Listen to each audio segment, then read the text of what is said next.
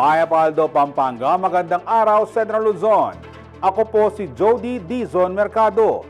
Narito na ang mga malalaking balitang Central Luzon nitong nakarang linggo. Iba't ibang sektor at mga progresibong grupo nagkaisa sa panawagan kontra korupsyon. Mayor Maglangke, former DPWH Secretary Bonoan at former DPWH Undersecretary Bernardo pinaiimbestigahan ni Senator Lacson. Temporary closure ipinataw sa Villa Integridad sa Arayat. Ilang lot owners humihingi ng tulong sa Kapitolyo. July 2025 unemployment rate pumalo sa 5.3% batay sa PSA Labor Force Survey. At 32 imahe ng Birheng Maria tampok sa 4th Indung Alangmusing Exhibit. Nagsama-samang iba't ibang sektor at ilang progresibong grupo sa Pampanga para ipanawagan na wakasan na ang nangyayaring korupsyon sa pamahalaan. Isang kilos protesta na rin ang inihahanda ng grupo sa susunod na linggo. Magbabalita si Ashley Punzalan. Isang bayan, isang laban. People's Rally laban sa katiwalian. Ito ang bitbit na panawagan ng iba't ibang sektor at progresibong grupo na nagkaisa sa isang pulong balitaan sa St. Scholastica's Academy, Pampanga ngayong Huwebes, September 11. Sa pangunguna ng Concerned Citizens of Pampanga, katuwang ang bagong alyansang makabayan, kilusang pambansang demokrasya, alyansa ng mga magbubukid sa gitnang Luzon, Kadamay Pampanga, Assert Central Luzon, at National Union of Students of the Philippines. Sigaw ng grupo na wakasan ang katiwalian at korupsyon sa pamahalaan ngayong mainit ang usapin sa mga maanumalyang flood control project. 1 trillion a year ang ating nawawala sa itong mga tinatawag na flood control fund. 79% walang-wala. Either ghost projects or substandard projects or talagang wala. So, nakakahiya. Sa ngayon, naghahanda ang grupo para sa isang malawakang kilos protesta na gaganapin sa tapat ng Metropolitan Cathedral of San Fernando sa darating na Huwebes, September 18.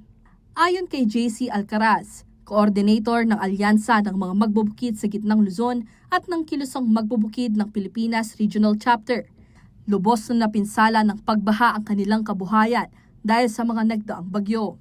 Kung hindi raw sana binulsa ang pondo para sa flood control project, ay baka sakaling nag-iba pa ang kanilang kapalaran.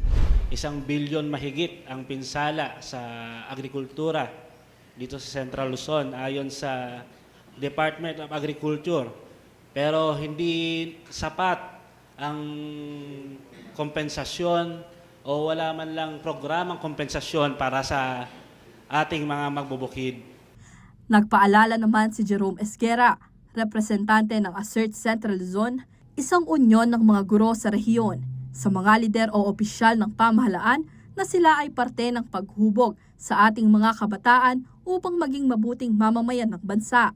Nanawagan siya na panagutin ang mga korap na opisyal anuman ang pwestong kanilang inuupuan, kagaya ng pagpapanagot sa mga maliliit na miyembro ng sektor ng lipunan. Na may isang guro noon na nagkamali lang sa pag-file ng kanyang SALN ay naipakulong. Bakit po ngayon, hindi po ba natin magagawa na magkaroon ng tunay na pag-iimbestiga at paglilitis sa mga nagnakaw ng ating mga kabanang bayan? Kami umaasa na sana ay magkaroon ng tunay na pagbabago. Sinagundahan naman ito ni Clifford Piñera, Provincial Coordinator ng National Union of Students of the Philippines o NUSP. Anya, imbis umano na sanay napunta na lamang sa sektor ng edukasyon ang budget para sa mga palpak na proyekto, ay napunta lamang ito sa bulsa ng mga korap. Lalo na't ang edukasyon umano dapat ang may pinakamalaking pondo. Ang pondo sana na ilaan para sa mga kabataan, para sa edukasyon, ay napupunta sa mga peking ghost flood control projects at sa mga infrastruktura na hindi naman tunay na napapakinabangan ng mga kabataan. Ay hindi lamang baha yung aming nararanasan pagpunta sa loob ng aming mga pamantasan. Nararanasan din po namin sa loob ng pamantasan yung mga hindi de kalidad na pasilidad, mga kakulangan sa kagamitan. Kinondena naman ni Sister Mary John Mananzan, Direktor ng St. Scholastica's Academy San Fernando, Pampanga, ang mga korap na opisyal na kabila ng pagiging Katoliko ay pinipiling manlamang sa kanilang kapwa. Itong mga nangungurakot, ay siyempre mga Kristiyano yan, Katoliko yan. Ano ang kanilang buhay bilang Kristiyano? Yung sisimba sila linggo-linggo, tapos nangungurakot Monday to Saturday. Anong klaseng pagiging Kristiyano yon? Anong pagiging mabuting anak ng Diyos ba yon? Wala pa silang konsyensya.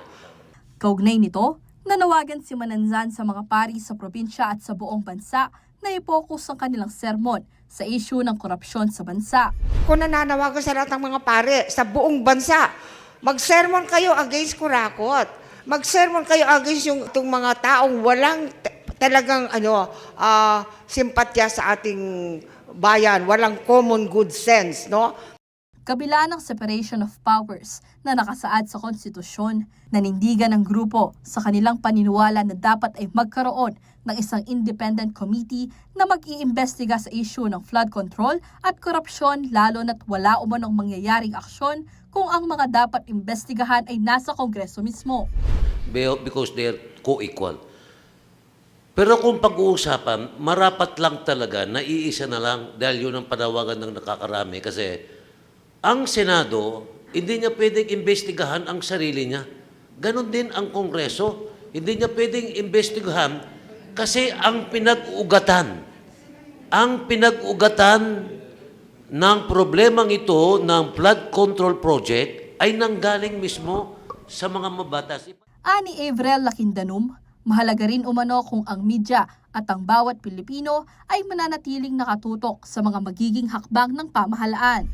Hindi na lamang natin hayaan na sila lang ang gagawa ng investigasyon na yan. Kailangan din natin bantayan yan at subaybayan at para maging pressure group din tayo sa kanila at at matitiyak natin na mayroong mananagot sa mga ginawa nilang yung katiwalian na ginagawa nilang ito.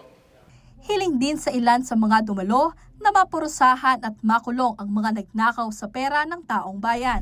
Nakapagpatalsik po tayo ng isang Marcos, pero naibalik naman yung isa pang Marcos. Nakapagpatalsik tayo kay GMA, kay ERAP. At isa pa nga ay nakakatawa ngayon sa bahagi ng mga kabataan na si Jinggoy Estrada daw, bahagi na ng Big 3 nung PDAF scam. Ngayon na naman, bahagi na naman siya ng Big 3 sa Senado nung sa flood control scam. So, bukod po dun sa makita sila sa rehas, ay yung hindi na sila makabalik. Hinimok din ng grupo ang mga kabataan na makilahok at makialam sa mga usapin kabila ng represyon sa kanilang demokratikong karapatan na lumahok sa mga pagkilos. Aktibo din talagang nire-repress yung mga demokratikong karapatan ng mga kabataan na lumahok sa mga rally, na lumahok sa mga pagkilos. Ang totoong social change o social justice ay yung inaalaw sila na mag-participate doon sa parlamentaryo ng lansangan kung saan tunay na nangyayari yung kasaysayan at tunay na nababago yung sistema ng pamahalaan. Ashley Punzalan, CLTV 36 News. Inilunsad ng Malacanang isang bagong fact-finding body na tututok sa mga umunay irregularidad sa mga infrastructure projects ng gobyerno. Layan itong mapanagot ang mga sangkot sa anomalya, partikular sa mga flood control projects. Magabalita si Raymond Tasoy. Habang milyong-milyong Pilipino ang paulit-ulit na binabaha, bilyon-bilyong pondo naman ang umano'y patuloy na nilulustay sa mga proyektong dapat sana'y pumoprotekta sa kanila. Kaya naman sa bisa ng Executive Order 94, inulunsad ni President Ferdinand Marcos Jr. ang isang Independent Commission for Infrastructure o ICI. Isa itong fact-finding body na tututok at bubusisi sa mga irregularidad sa flood control at iba pang infrastructure project na pinapondohan ng gobyerno. Bubuuin ng komisyon ng isang chairperson at 2 miyembro kasama ang isang executive director na tatayong undersecretary at isang sekretariat para sa administrative at technical support. Ayon sa Malacanang, iaanunsyo sa lalong madaling panahon ng mga opisyal na mamumuno sa ICI. Layo nitong mapanagot ang mga tiwali na nagpapahina sa tiwala at itinuturing na banta sa kaligtasan ng publiko. Kabilang sa mga kapangyarihan ng komisyon ng mag-imbestiga, mangalap ng ebidensya at mag-issue ng subpoena. May kapangyarihan din silang magrekomenda ng kasong kriminal, administratibo o sibil sa Department of Justice o DOJ Ombudsman at Civil Service Commission. Kasama na rito ang pagrekomenda ng asset freeze, hold departure order at preventive suspension kung kinakailangan. Prioridad ng ICI ang flood control projects na isinagawa sa nakalipas sa 10 taon na madalas nababatikos dahil sa delay, substandard at misuse of funds. Magbibigay ng monthly report ang ICI sa Office of the President at ilalathala ang kanilang mga accomplishment. Mananatili itong operational hanggang makumpleto ang mandato o ipawalang bisa ng Pangulo. Raymond Tasoy, CLTV 36 News. Pinangalanan na ni Senate President Pro Tempore Panfilo Ping Lacson ang ilang personalidad, kabilang na ang dating DPWH Secretary Manuel Bonoan, Candaba Mayor Rene Maglangke at dating DPWH Undersecretary Roberto Bernardo na di umano'y hindi lang magkakasabwat sa ilang proyektong flood control, kundi magkakasosyo pa ito sa negosyo. Narito ang report. Naging tampok sa Senado nitong Martes ang pagbubulgar ni Senator Lacson sa umano'y koneksyon sa likod ng mga bilyong pisong flood control projects sa area ng Bulacan. Maglangke, Bernardo, Bonoan, MBB. Coincidentally, these are known surnames of today's flood control saga. Candaba Mayor Rene Maglangke, ang patriarch ng Maglangkes of Global Concrete Builders, contractor ng multi-billion peso worth of flood control projects. DPWH Undersecretary Roberto Bernardo na kamakailan lamang ay nag-early retirement matapos masangkot sa maanomalyang flood control. At siyempre pa, dating DPWH Secretary Manuel Bonoan. Maglangke, Bernardo, Bonoan, MBB, Mr. President. Kayo na po ang mag-connect ng dots. Ayon sa senador, ang pinamumunuan ni Candaba Mayor Rene Maglangke ay nakakuha ng halos 2.1 bilyong piso na flood control projects mula 2018 hanggang 2024. Dagdag pa rito, kabilang din sa issue ang MBB Global Properties Corporation na nagmamay-ari ng halos 1 bilyong Wyndham Garden Hotel sa Clark, Pampanga. Kaya naman pala ang palaging depensa ni dating DPWH Secretary Bonoan, isolated case lang daw ang nakita ni Pangulong Bongbong Marcos sa ghost project sa Bulacan. Ayaw na siguro ni Bonoan na maungkat pa sa investigasyon ang Global Crit. Batay sa General Information Sheet ng kumpanya, kabilang sa mga opisyal ng MBB ang mga anak ng mga nabanggit na personalidad, sina Masi Monique Maglangke, Sunshine Bernardo at Fatima Bonoan de la Cruz. DPWH Undersecretary Roberto Bernardo na kamakailan lamang ay nag-early retirement matapos masangkot sa maanomalyang flood control. At siyempre pa, dating DPWH Secretary Manuel Bonoan. Ayon kay Lacson, hindi simpleng isolated case ang tinukoy ni dating Secretary Bonoan, kundi mas malalim na network na pinamumunuan ng mga pamilya Bonoan, Bernardo at Maglangke. Sa mga naunang pahayag noong nakalipas na halalan, lantad mismo sa publiko ang pagsasabi ni Mayor Rene Maglangke na isa siyang bilyonaryo at kontratista na nakakakuha ng proyekto sa gobyerno. Ipinagmamayabang pa noon na mayroon siyang helicopter at jet na personal na pagmamay-ari. Miyerkules ng umaga, September 10, nagtungo ang CLTV 36 News sa tanggapan ni Mayor Rene Maglangke upang kunin ang kanyang panig. Hindi namin nakausap ang alkalde, ngunit humarap ang kanyang municipal administrator na si Daniel Gallardo. Ayon sa kanya, lehitimong negosyante si Mayor. Inosente din umano ang kanyang boss. Ngunit nang tanungin siya hinggil sa conflict of interest dahil public official si Maglangke na hindi dapat sumali sa bidding process ng mga government projects, nagbago ang tono ng kanyang pahayag. Siguro sabi na batas ito, pero siguro pwede ito kasi bagay na minuna kay local government po at yung mga kabit when you are a political mayor ka, ka pwedeng manintunan na, pero liya coordinate. Dati mga yan mayor ka pwedeng manintunan, mayor ka mo, konsyal ka mo, kanita, ngayon liya coordinate. Pero ito nga man ito, dapat deny-based na yung kaya na mga yan. Kumakain yung kabisado ito, mga Pero paano uli po, ano po yung communication yung ngayon Mayor Rene Maglangke? Kumusta po yung opisina na? Kabila niya po makikit? Okay naman po kasi andyan kayo makakapit masyado. Every now and then naman, may pag-communicate kayo by phone. O pare yan, makaniningawan mo, kasi kumuliling mo na nani. Okay naman, magnagunayan po lang yung kaya katang munisipyo. Everybody, the employees are very cooperative. Okay naman, masaya, masamting naman. Ayon sa batas, kabilang na ang 1987 Philippine Constitution at ang Code of Conduct and Ethical Standards for Public Official o RA 6713. Dapat mamuhay ng simple at may integridad ang mga halal na opisyal. Ipinagbabawal din ang paglahok ng mga public official sa mga transaksyon na may direktang conflict of interest. Paolo G. Santos, CLTV News. Pinababalik sa bansa ng Department of Migrant Workers si Labor Attaché Macy Monique Maglangke upang humarap sa investigasyon ukol sa maanumalyang flood control projects. Hakbang din ito ng ahensya upang matiyak na mabigyan ng due process ang opisyal sa mga paratang ng katiwalian. Narito ang report. Ipinag-utos si Department of Migrant Workers o DMW Secretary Hans Leo Kakdak ang agarang pagpapauwi kay Labor Attaché Macy Monique Maglangke na sa kasalukuyan ay nasa Los Angeles, California, USA.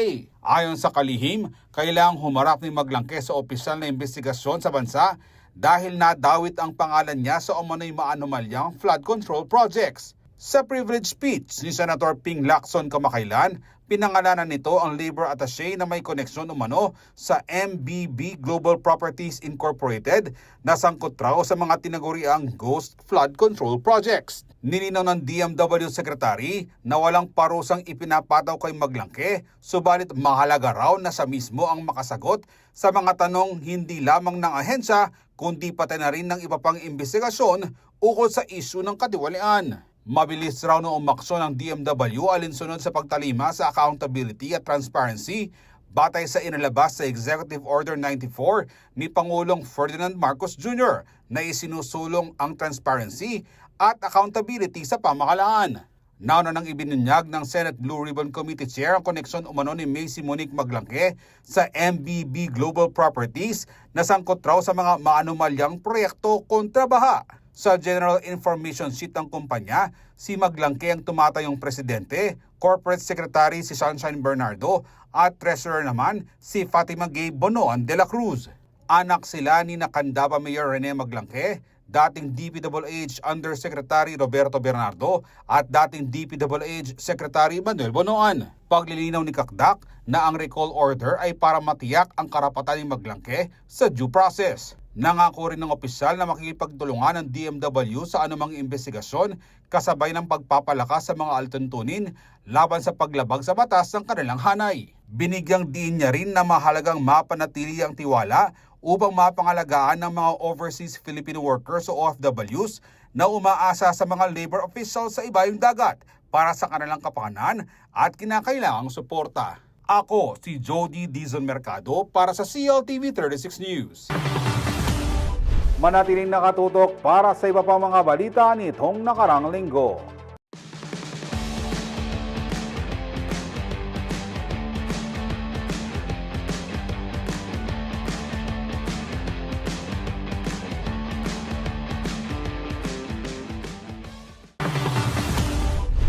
Nagbabalik ang CLTV 36 News Recap at sa iba pang mga balita. Plano raw ilipat ni President Ferdinand Marcos Jr. ang mahigit 225 billion pesos sa pondong nakalaan sana para sa flood control project sa 2026 national budget patungo sa sektor ng edukasyon at kalusugan. Paliwanag ng Pangulo, hindi na kailangan ng bagong alokasyon para sa flood control dahil hindi pa umano nagagamit ng buo ang 350 billion pesos na inalaan para dito ngayong 2025.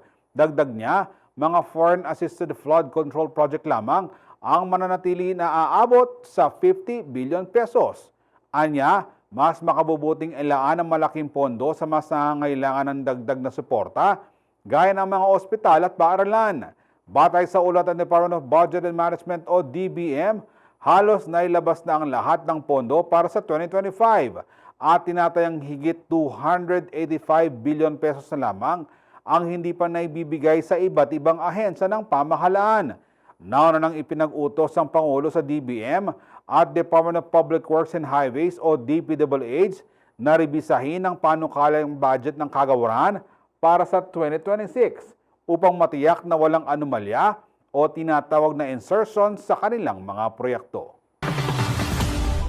Nanawagan ng Catholic Bishops' Conference of the Philippines o CBCP ng mas malawak na pananagutan kaugnay ng kontrobersyal na flood control projects. Iginiit nilang hindi lamang kontratista ang dapat managot, kundi pati mga mambabatas, opisyal at padrinong politiko, kasabay ng panawagan para sa Independent Committee at reforma. Narito ang report. Tahasang iginiit ng Catholic Bishops' Conference of the Philippines o CBCP na hindi lamang dapat mapako sa mga kontratista ang CC sa katiwalian sa flood control projects. Dapat din umanong managot dito ang mga mambabatas, engineers, auditors at mga padrinong politiko na nakikinabang sa maanumalyang pondo. Sa pastoral letter na pirmado ni CBCP President Cardinal Pablo Virgilio David, binigyang diin ng mga obispo na dapat inclusive ang pananagutan at investigasyon dahil malinaw na maraming sektor ang sangkot sa katiwalian. Kinuwestiyon din ng CBCP ang kredibilidad ng mga investigasyon dahil ilan umano sa mga mismong nagsisiyasat ay nadadawit sa mga isyong pork insertions na kumakaltas sa budget para sa mahalagang serbisyo gaya ng edukasyon at kalusugan. Binigyang diin ng simbahan na ang tunay na hustisya ay nangangailangan hindi lamang ng parusa, kundi pati ng pagbabalik ng nakaw na yaman sa kaban ng bayan upang magamit para sa iba pang pangangailangan ng mamamayan. Suportado rin ng CBCP ang panawagan sa pagbuo ng Independent Committee at hinimok ang kabataan na gamitin ang digital platforms upang bantayan, ibunyag ang katiwalian at manawagan ng reforma. Kasama si Raymond Tasoy, Bryce Oracion, CLTV 36 News. Pumalo sa 5.3% ang unemployment rate sa bansa nitong July 2025. Mas mataas ito kumpara sa datos ng Philippine Statistics Authority o PSA noong nakaraang taon. Malaking salak nito ang mga nagdaang kalamidad na nanalasa noong buwan ng Hulyo. Ang buong detalye sa report ni Ashley Punzalan. Hindi lang kontrobersya ang bumabalot sa bansa ngayon dahil sa kabila ng mga hamon sa korupsyon at pananamantala, patuloy rin ang pagharap ng maraming Pilipino sa kawalan ng oportunidad para makapagtrabaho. Sa pinakabagong datos ng Philippine Statistics Authority o PSA, mula sa July 2025 Labor Force Survey na inilabas ngayong Miyerkules September 10, lumalabas na muling tumaas ang bilang ng mga Pilipinong walang trabaho. Pumalo sa 5.3% ang unemployment rate ng bansa para sa buwan ng Hulyo 2025. Mas mataas ito kumpara sa 4.7% noong Hulyo 2024 at 4.1% nitong Abril 2025. Sa madaling salita, nasa 2.59 milyong Pilipino ang walang trabaho nitong Hulyo ng kasalukuyang taon. Bukod dito, bumaba rin ang labor force participation rate na 60.7% mula sa 63.5% noong July 2024. Katumbas ito ng 48.64 milyong Pilipinong edad 15 pataas na kabilang sa lakas paggawa. Mas mababa kaysa sa 50.06 milyon noong 2024 sa parehong buwan. Patunay umano ito na mas kaunti ang bilang ng mga Pilipinong aktibong nagtatrabaho o naghahanap ng trabaho. Unemployment rate highest since April 2020. Ang labor force participation rate naman lowest since ganun din 2020. 2020 April, which was pandemic. Kaugnay nito, bumagsak ang employment rate sa 94.7% o katumbas ng 46.05 milyong individual. Mas mababa kumpara sa 47.84 milyon na naitala noong July 2024 at 48.67 milyon noong April 2025. Naitala ang pinakamalaking pagbagsak sa trabaho sa sektor ng agrikultura, fisheries, construction at sa wholesale and retail trade. Habang bahagyang tumaas ang trabaho sa manufacturing industry. Ayon kay Undersecretary Claire Denise Mapa, National Statistician at Civil Registrar General ng PSA, malaking salik ang mga bagyong tumama sa bansa nitong Hulyo na nakaapekto sa agrikultura at iba pang sektor na sensitibo sa lagay ng panahon. The month of July, we were hit by 4 typhoons, and it affected substantial provinces, number of provinces, and had impact on our labor market. Sa mga sectors na medyo sensitive sa weather, ang ating ang may pagbaba, no, agriculture, you have construction, you have fishing, and in a way yung retail trade, no. So doon lang may impact. Gayunpaman, inaasahan niyang tataas muli ang employment figures pagsapit ng fourth quarter ng taon dahil sa pagsapit ng holiday season kung saan dumarami ang seasonal jobs. May seasonality kasi tayo. So pag fourth quarter, October, November, December, pag malapit na tayo dun sa December, talagang tumataas na yung employed persons natin. That happened in the past years during the fourth quarter, and we don't see any difference, but we continuously monitor through our monthly labor force survey. Sa kabila ng pagtaas ng unemployment rate, umaasa naman ang PSA na makabawi ang labor market bago matapos ang taon. Ashley Punzalan, CLTV 36 News. Manatiling nakatutok para sa iba pang mga balita nitong nakarang linggo.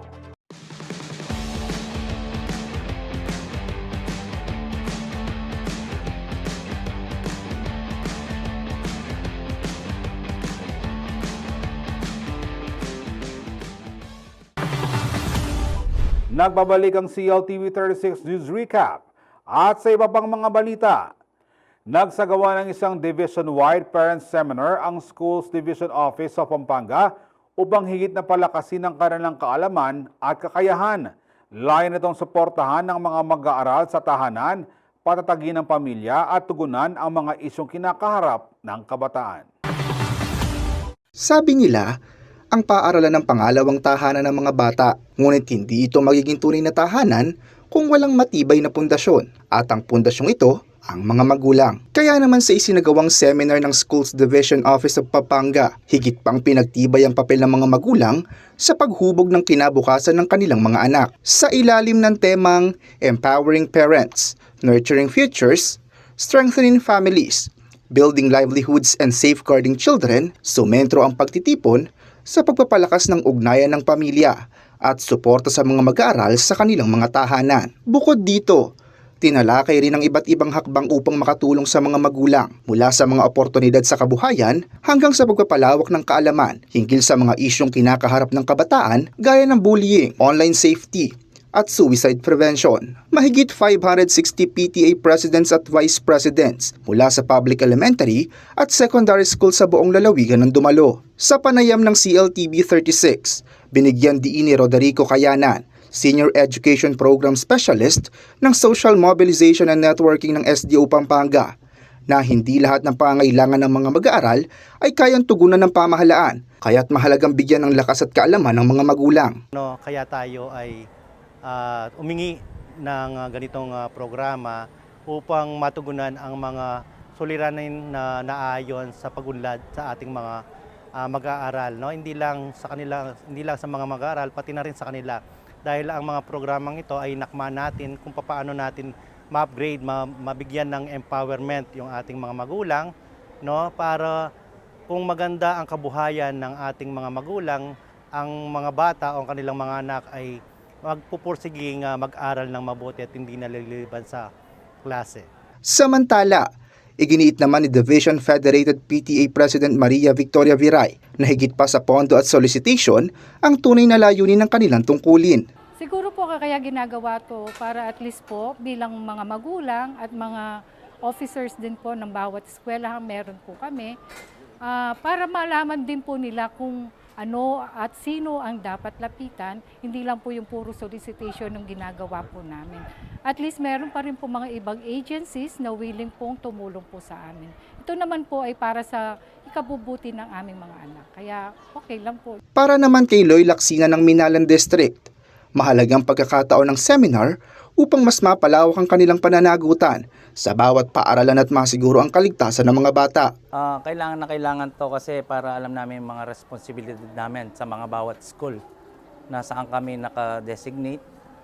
Tulad namin sa Minalan District, ano lahat yung pangangailangan ng school at responsibilidad namin kaming mga napiling maging leaders. Hindi lang kami dapat bilang leaders, dapat may action kami sa mga responsibilidad namin naging katungkulan sa bawat district ng bawat school. Sa huli, ang pagtitipon ay hindi lamang nagpapatibay sa papel ng mga magulang, kundi nagsisilbing gabay sa mas ligtas at mas maliwanag na kinabukasan ng mga batang Kapampangan. Raymond Tasoy, CLTV 36 News.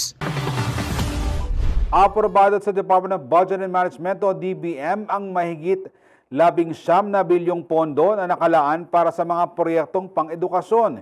Ipapatupad ng Department of Public Works and Highways ang mga school facilities na pinondohan mula sa 2025 General Appropriations Act. Narito ang balita. Aprobado na ng Department of Budget and Management o DBM ang pagpapalabas ng 19 billion 55 billion pesos para sa mga proyekto sa edukasyon na ipatutupad ng Department of Public Works and Highways o DPWH. Ayon kay DBM Secretary Mina Pangandaman, mahigit 15 billion pesos mula sa kabuuang pondo ang ilalaan para sa Basic Education Facilities Fund o BEFF, mahigit 2 bilyong piso sa Last Mile Schools Program at mahigit 950 million pesos para sa conservation at restoration ng Gabaldon at iba pang heritage buildings. Ang hakbang na ito ng ahensya ay batay sa Special Provision Numbers 5, 21 at 22 ng Department of Education o DepEd sa ilalim ng 2025 General Appropriations Act para sa pagtatayo at pagkukumpuni ng public school classroom at iba pang pasilidad nationwide. Layunin ng BEFF na maging maaliwalas, maayos, ligtas at conducive for learning ang mga silid-aralan.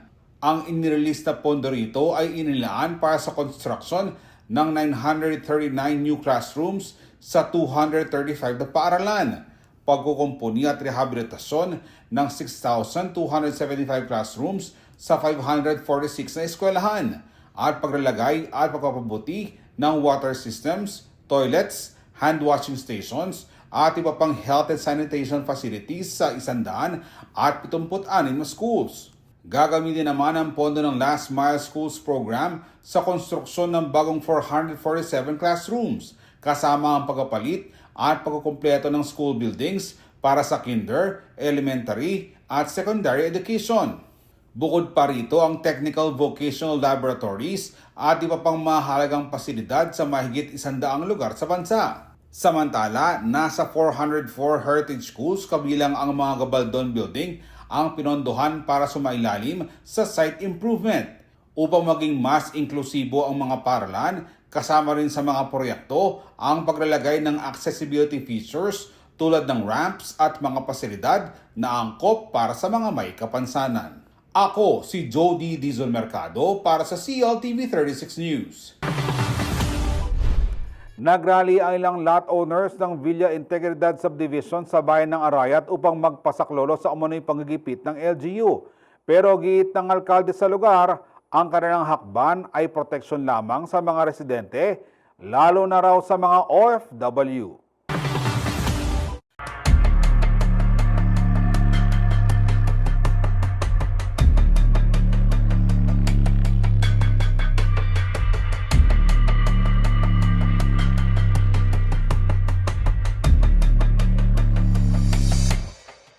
Nagsagawa ng kilos protesta sa harap ng provincial capital ng Pampanga ang ilang opisyal ng High Integrity Realty Corporation kasama ng ilang residente ng Villa Integridad Subdivision nito Lunes, September 8 na isang grupo na mamagitan ng pamahalaang panalawigan sa isyong kinakaharap ng subdivision na matatagpuan sa Barangay Suklayin, Bayan ng Arayat. Ayon kay Lino Vinuya, presidente ng nasabing korporasyon, nakakaranas sila ng panghihigpit mula sa lokal na pamahalaan ng Arayat. Kabilang dito ang umunay paghihigpit sa business permits at development requirements. Ang panawagan po namin ay kaya kami nandito sa Kapitolyo ay upang lumapit, humingi ng tulong kay nanay para magkaroon kami ng hustisya doon sa LGU ng Arayat na kung saan nararanasan namin ang panghihigpit ng mismong Mayor Jeff Luris. Pinasara niya ang Villa Integridad. Ang dami niyang mga nire-required katulad ng development permit, katulad ng license to sell na ang disod lamang ang may karapatan. So nakita po namin ngayon na bakit may panggigipit. Kasi ultimo sa media doon o kaya may interview siya, binabanggit niya ang Villa Integridad na hindi daw niya i-renew ang business permit and at the same time nakikita po namin na napopolitika po kami. Bakit? Kasi po ang nangyari, pinipilit niya na si yung dating Vice Mayor, Pogi Malyari, ay kasama sa Villa Integridad, which is not. Kaya nga may mga dokumento kami rito, katulad ng SEC registration, na wala yung pangalan ni Mr. Pogi Malyari.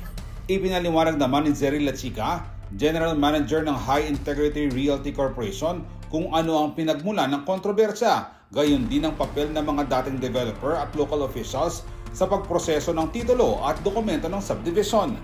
Villa Arcilla po siya dati. Nagkaroon po ng Villa Integridad dahil yung developer po ng Villa Arcilla dati na COST sa pamumuno ni John Ombrog ay niloko po ang mga bumili ng lupa at mga landowners, sila nga po yon.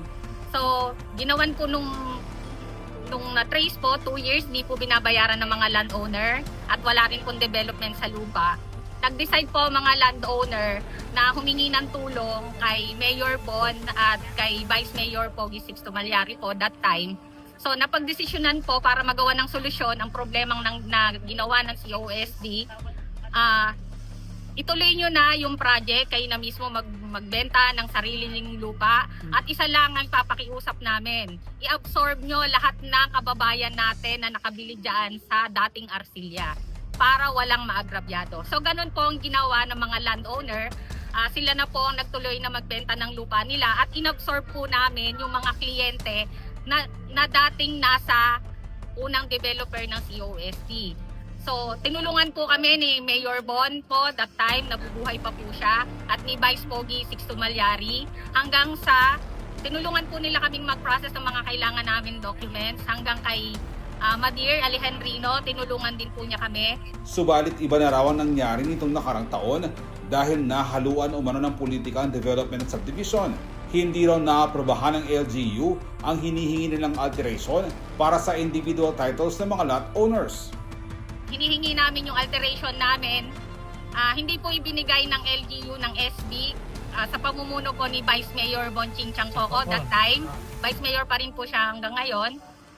Hindi po nila inapprovean yung alteration namin na yun po ang kailangan namin para magkaroon ng kanya-kanyang individual title ang mga kliyente namin. Nasa amin po ang titulo. Ang kailangan lang po namin yung requirements na manggagaling sa LGU para magkaroon ng kanya-kanyang sariling titulo. Bunsod dito, iginiit ng kumpanya na hindi sila manloloko at humihingi rin sila ng tulong sa alkalde ng Arayat para matapos ang proyekto at maibigay ang titulo sa mga kliyente, lalo na sa mga apektadong overseas Filipino workers o OFW.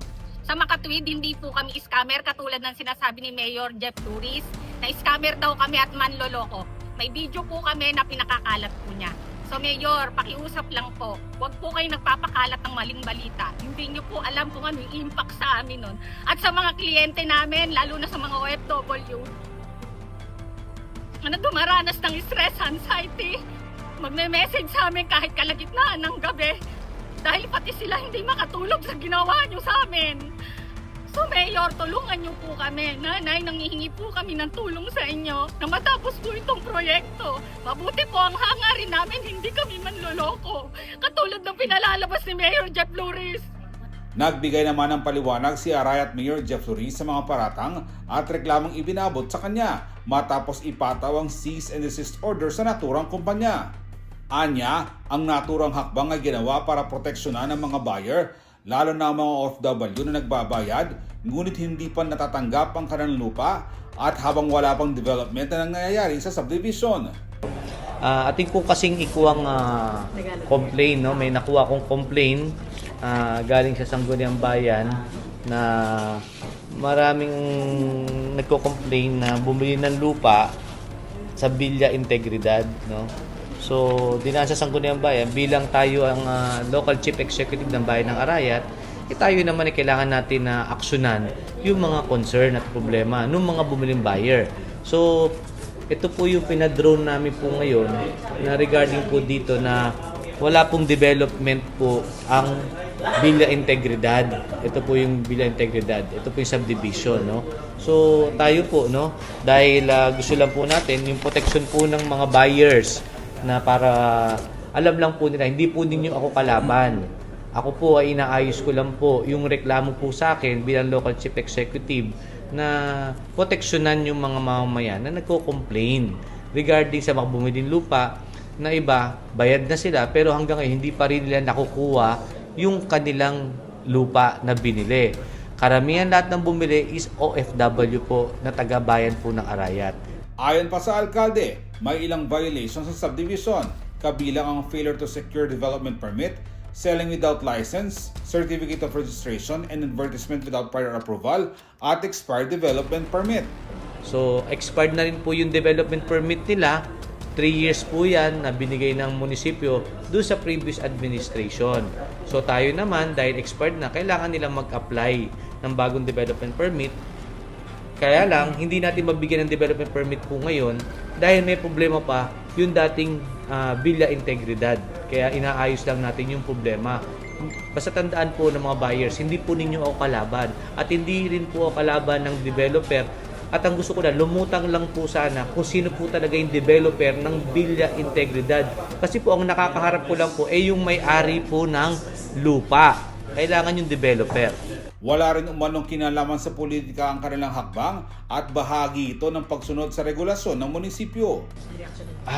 Unang-una, no, wala naman tayo sa panahon ng politika ngayon, no. So ako, hindi lang naman isang tao lang at isang subdivision lang ang nagko-complain sa akin. Meron din ibang subdivision na nagrereklamo, kagaya sa Buen Suceso, meron din. Meron din sa San Nicolas. So, ang concern lang natin ay laganap na kasi yung mga illegal subdivision, no? So, kailangan natin ayusin lang yung sistema.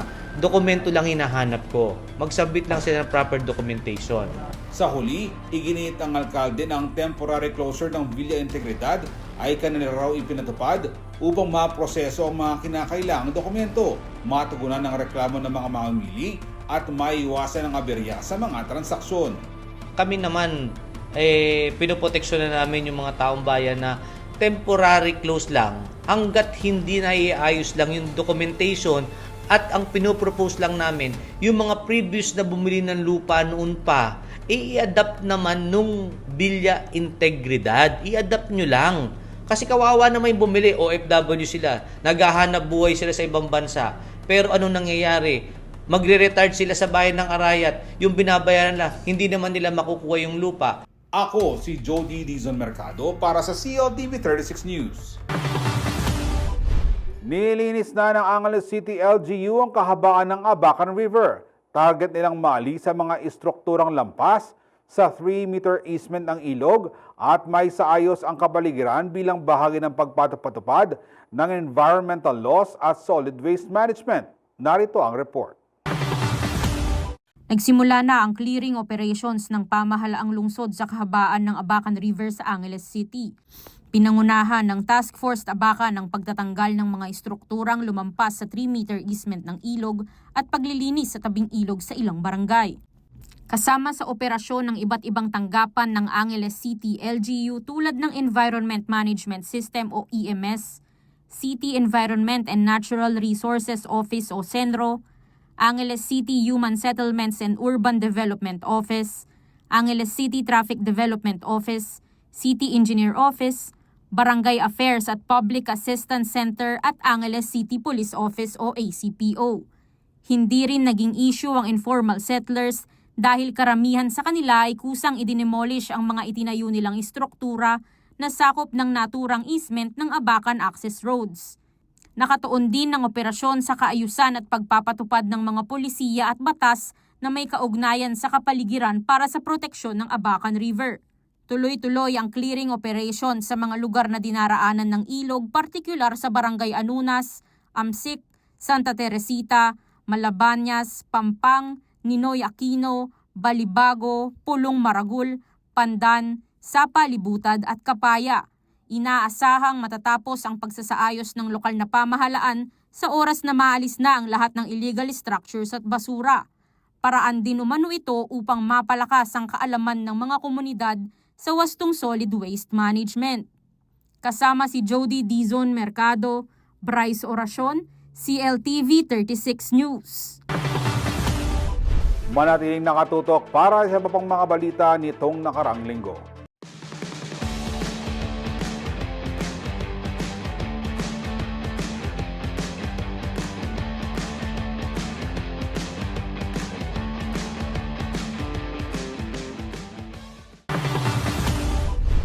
Nagbabalik ang CLTV 36 News Recap at sa iba pang mga balita. Inalala nitong September 8 ang ika-75 taong pagkakatatag ng Mother of Good Counsel Seminary ng Archdiocese of San Fernando, Pampanga. Itinaon naman ang okasyon sa unveiling ng historical marker para kay Bishop Cesar Maria Guerrero na siyang nagbukas ng seminaryo. Narito ang balita. Ginunita ang magkakasabay na okasyon ng Archdiocese ng San Fernando, Pampanga ngayong araw, kasabay ng solemnidad ng Virgen de los Remedios. Ipinagdiriwang ang ika-75 anibersaryo ng Mother of Good Counsel Seminary o MGCS sa siyudad ng San Fernando at ang pagpapasinaya ng National Historical Commission of the Philippines o NHCP commemorative marker ni Bishop Cesar Maria Guerrero. Sinimula ng unang bahagi ng programa sa isang misa sa pangunguna ni Archbishop Florentino Lavarias kasama ng ilang pari na dinuluhan ng mga opisyal ng NACP, mga kaanak ni Bishop Maria Guerrero at mga mag-aaral ng seminaryo. Sinundan ito ng paglulunsad ng aklat na pinamagatang Ingbini na iniyakda ni Dr. Lino Dizon, nakapaloob sa libro ang kasaysayan ng MGCS. Habang sama-sama naman ang mga nagsidalo sa unveiling ng marker ni Bishop Cesar Maria Guerrero na pinasinayaan naman ng NACP. Ayon kay NACP Chairperson Regalado Trota Jose Jr., matagal na proseso ang pinagdaanan at nararapat lamang na mabigyan ng panandang pangkasaysayan si Maria Guerrero na unang obispo ng San Fernando, Pampanga at ang founder ng Mother of Good Counsel Seminary. Dalawang bagay yon. Yung isa sa religious side. So yung sa religious side, yung papapalaganap ng devotion sa Nuestra Señora de los Remedios, sa panahon ng maraming mga hook noong panahon magulo. So yan ang nagbigay ng nagpatibay ng pananampalataya sa simbahan at saka nagbigay ng kapayapaan unti-unti sa bayan probinsya ng Pampanga. Pangalawa, sa civil side naman, sa side ng bayan, pinromote niya yung pagbasa ng Fili at saka Noli kung kailan at that time bawal na bawal ang pagbasa. At saka talang ayaw nilang ipabasa sa mga religious schools Noli at Fili. So si Bishop Guerrero pinus niya na basahin nila ang Noli at Fili. At saka pinus niya yung na yung mga Pilipino ay maging bahagi rin ng hierarchy ng Pilipinas. Kasi unang puro mga foreigners ang mga bishop natin. So isa siya sa pioneer ng mga local na pare na naging mataas na tungkulin sa simbahan. Sinabi naman ni Archbishop Lavarias na umaasa siyang sa pamamagitan ng pananda ay maging ehemplo ang buhay ng obispo sa lahat, lalo na ang kanyang pagkalinga sa mga mahihirap. Itang kayang pamaging simple ang popang pamibiyebye kay tapat keng kayang liban abye. Ating lugod na, especially kareng pakakalulo. So ini, metong yan tanda, ban paganaka, kay kami na, kay katam, na potang miras sa akin atin tamo namang responsibilidad na makanano yung likwanan diwa ning biye na ning minunatang obispo o ini mo naman sana yung isundo tamo. Para bang kanita itang kayang bakas papunta kay nga pong Ginoo, iya mabura. Nanalado tayo pampasalan sa pamilya taning kay katang pamanuki yung kayang halimbawa. Lubos naman ang pasasalamat ng pamilya ni Bishop Cesar Maria Guerrero sa pagkilalang iginawad ng bansa. Bilang paalaala sa mga nagawa ni Lolo Obispo dito sa Pampanga, hindi lang sa Pampanga, sa buong Pilipinas din. Dahil nga nung panahon ng Hapon ay para siya yung namuno sa simbahang Katoliko dito sa Pilipinas. Eh di syempre mahirap yun, ano, hindi ba? Panahon ng Hapon. At para sa akin, parang gantimpala sa kanya yung naging siya dito, Archbishop ng Pampanga. Dahil napaka-importante ho yun. Samantala, ipinabot naman ni Archbishop Lavarias na sa paggunita ng anibersaryo ng seminaryo ay mamulat ang kaisipan ng mamamayan sa responsibilidad ng sama-samang paghahanap ng mga kabataan na tinawag upang maging pari. Yung sigurong malyaring gawan kanini yapinitang na makanalangin bold. Then kay katamong laiko, lalong-lalo na king pamangailangan na ni seminary. Emo king dening lulub seminaryo, doon mo naman manang makanano makapundar a grupo, bantas sumawapla king pamanintun mo naman financial assistance. Then kayo may itong kakita mong mabayat ka rin imbisan lungub seminaryo yapinitang pantustus karela. Of course, naman natustusan nga ng diocese yan. Pero nung sa Tambo, siguro ating grupo, ilang sumaw for the operation and running of the seminary. Umaasa rin ito na sa mga susunod na taon ay may pagdiwang din sa iba't ibang parokya ang pagkakatatag ng Mother of Good Counsel Seminary. Ako si Jody Dizon Mercado para sa CLTV 36 News. Bukas sa publiko ang Marne exhibit na proyekto ng Colyat Foundation at makikita sa Angeles City. Hanggang ditong mapalakas pa ang pananampalataya ng mga Katoliko at malaman ng mga kwento sa likod ng mga imahe. Narito ang mga balita.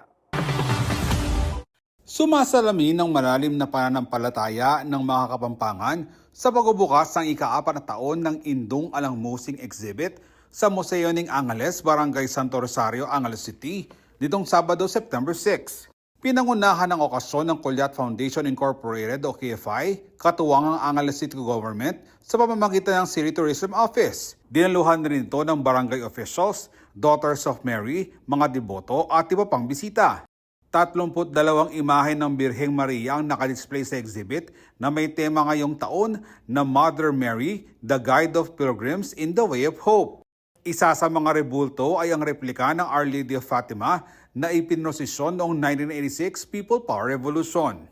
Ayon kay Architect Len Nagyat, Vice President ng KFI, may kaugnayan raw sa kasaysayan ng Angeles City ang patuloy na pagdaraos ng Marian exhibit. We continue being the advocate of culture and heritage kay Katamong Balen. Tutuloy meaning masanting tradisyon na aliwaliwang ecclesiastical exhibits. Yearly, we're trying to gather and invite people, not only Catholics, even for to visit us and see the magnificent and beautiful collections and images na atsuketi kay Katamang Balen at ibang balen na andaman. Batid ng organizers ang kahalagahan ng mga imahen, kaya naman mahigpit ang seguridad ng museo. May deploy kami pong security team here at Angeles, Museo ng Angeles, na umunang dili po, kasiping miya po in kaya na police station. We ask some help from them so that the images will be protected from time to time. And also, we installed CCTVs here at the Museo ng Angeles that will ensure protection and security to our images. Bukod dito, paraan raw ang exhibit upang mapalakas din ang pananampalataya ng mga kabataan. Especially this exhibit, not just only for the Catholic faithful that attends Mass at Holy Rosary Parish, but also we invite all the Catholic faithful from different places, not just only here in Angeles, but also in the neighboring towns. No? Uling pong in-exhibit tamo po, we don't just feature Mama Mary images, but rather the kwento, nare pong kwento na rin tao behind these images. Sabi natin ng kaya tamong bayani, the youth are the hope of tomorrow. So, dito pong kayanakan po, I would like to invite them to see our exhibit and be inspired from the different stories of our camareros through the inspiration of the Blessed Virgin Mary. Si Carlo Andre Malenab ay isa sa mga kamarero na kasali sa exhibit. Ipinahiram niya ang imahe ng Our Lady of the Assumption na matagal nang pinangalagaan ng kanyang pamilya. Ilan po kami magkakasama kami dito na lagi naming ine-exhibit sa iba't ibang lugar yung mga image namin para ma-share namin yung, syempre, that's our mother. So, di namin pinagdadamot na makita sila ng iba't tao na iba-iba yung title. Simula nag-serve ako kay Apo, yun doon na parang nasagot lahat ng dumating yung mga blessings ganun na yun about sa work, tsaka sa iba pa sa family ganun. Libre ang pagbisita sa exhibit sa Museo ng Angeles na tatagal hanggang September 20 at bukas tuwing Lunes hanggang Sabado 9 a.m. hanggang 5 p.m. I-extend naman ang exhibit hours tuwing Linggo hanggang sa pinakahuling misa ng Holy Rosary Parish o Pisambang Maragul. I would like to invite everyone, not only our neighboring towns but the whole Philippines. Kasi po, if you visit Angeles Museo and the images, you will also be able to view the magnificent church po namin ng Holy Rosary na para po kayo nasa Europa. Ito pong area namin, pinagsisikapan po namin pagandahin para sa ating lahat para maging maging renowned. Ako si Jody Dizon Mercado para sa CLTV 36 News. At sana mga balitang nakalat ng CLTV 36 News. Para sa karagdagang detalye, maaari niyong i-follow ang aming social media pages sa Facebook at CLTV 36 Official at CLTV 36 News. Sa X o dating Twitter at CLTV 36. Sa Instagram at CLTV 36 Official at sa aming TikTok at CLTV 36 Official. Kung nais niyong balikan ang mga programa ng CLTV 36, pwede niyong bisitahin ang aming YouTube channel na at CLTV 36 Official at ang aming website na www.cltv36.tv. Mapapanood din ang mga programa ng CLTV 36 nationwide via Signal Channel 115 at sa ating 39 na cable partners. Kasama ang buong pwersa ng CLTV 36, ako po si Jody Dizon Mercado. Maraming salamat po.